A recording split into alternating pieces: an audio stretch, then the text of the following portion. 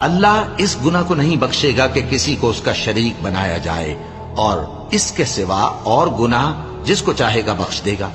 اور جس نے اللہ کے ساتھ شریک بنایا تو بے شک وہ رستے سے دور جا پڑا۔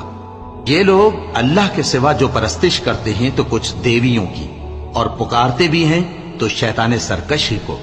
جس پر اللہ نے لعنت کی ہے، اور وہ اللہ سے کہنے لگا میں تیرے بندوں سے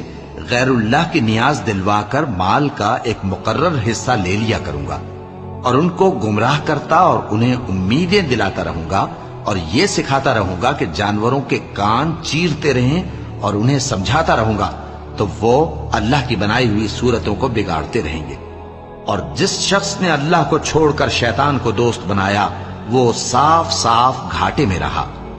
وہ ان کو وعدے دیتا ہے اور امیدیں دلاتا ہے، اور جو کچھ شیطان انہیں وعدے دیتا ہے وہ دھوکہ ہی دھوکہ ہے۔